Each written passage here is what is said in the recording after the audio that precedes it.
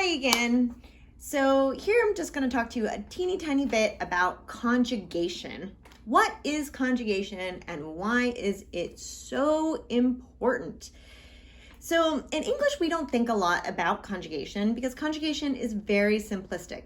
I think we get this from German, right, which is one of the origin languages of English. But maybe we also get it from our Anglo-Saxon roots, who knows? But it's very simple, right? In English, if we want to say, we want to transform a verb into doing an action, we just take off the to and we use it just as it is, right? In Spanish, it is much more complicated than that. And so that's what we're going to talk about a little today. One thing that's very important to remember about conjugation is that conjugation changes the verb from doing nothing to doing something. So conjugation makes the verb into an action. Without conjugation, the verb actually isn't doing anything. It's really, really important to remember this because whenever you're writing sentences and you have the desire to keep the verb in the infinitive, you have to remember that if you keep it in the infinitive, it's not actually doing anything. It's not doing an action. It's just sitting there passively, not actually completing any type of action. So if you want to say something like, I speak, you have to change the verb into an action. You have to put that verb into action. And the way that you do that is through conjugation. Now, conjugation in English and in Spanish is very different. You may remember that I said, right, that in English, infinitives are marked with the word to. So here are a couple of infinitives: to go, to do, to be. You may notice that the to is actually a separate word from the verb itself, right? The to just tells us that the verb isn't doing anything, right? It's not being active, it's being very passive, it's just sitting there. Now, if we want to say instead of to go, that I went somewhere, I go, then we just take off the to, and the verb is already formed for us in English. So we just say I go or we go, for example. If I wanted to say I do something rather than to do, I just take off this to, right? And the verb is already there. I do or you do, right? And here, right, if I want to say I am being something, I just take this to off, right? I am or you are. Now, in Spanish, it's very different because the infinitive is actually a part of the verb.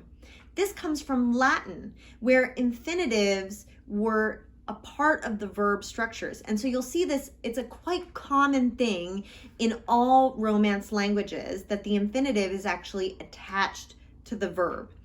So in order for the verb to actually do an action, it has to be broken apart into two different parts.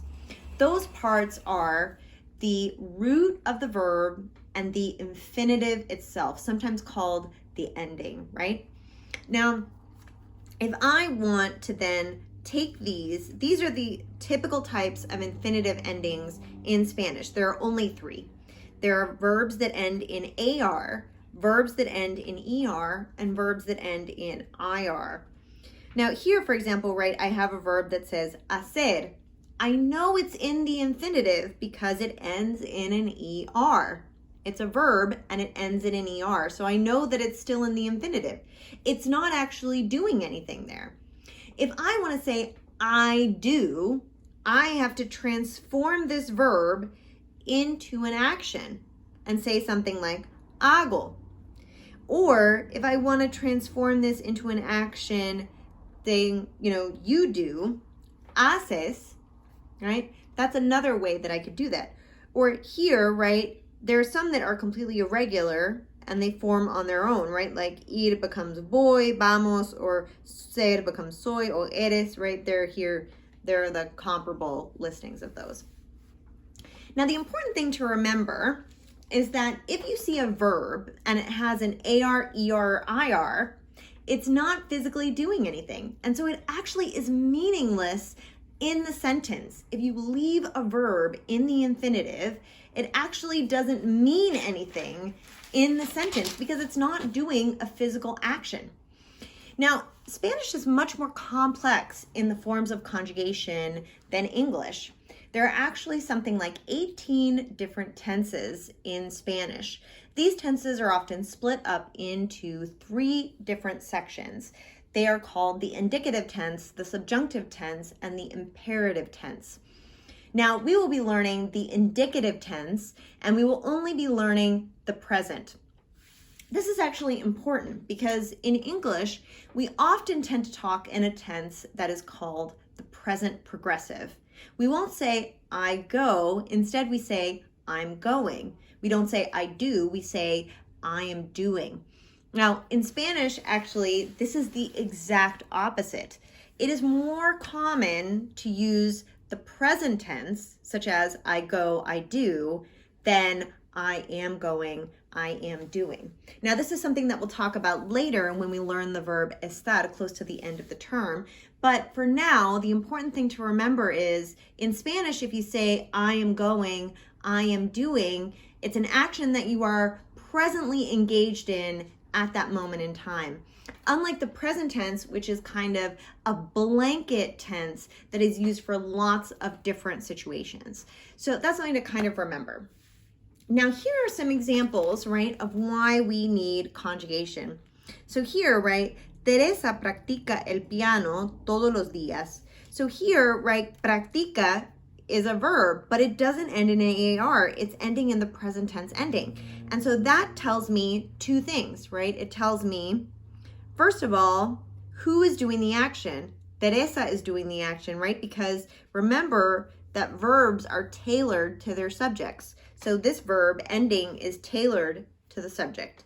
And also it tells us that Teresa is doing this action in the present and that the action is actually occurring. She is practicing the piano. So it's something that's actually occurring. Here again, Gerardo y yo somos novios desde hace 3 años. So Gerardo and I have been boyfriend and girlfriend, right, for 3 years. So this is something that's active. It is happening, right? It's an action, and I know it because the verb is conjugated. Again, right, Juan Carlos hace mucho ejercicio los fines de semana. Juan Carlos likes to exercise on the weekends, right? Or he does a lot of exercise on the weekends. And we know that Juan Carlos is actually doing this action because the verb is conjugated. So this is something important to remember because when you're making your sentences, often the tendency is to leave the verb in the infinitive. You will write things like, yo hacer algo, yo practicar, instead of putting it in the conjugated form. What's important for you to know in this moment is that that actually doesn't mean anything.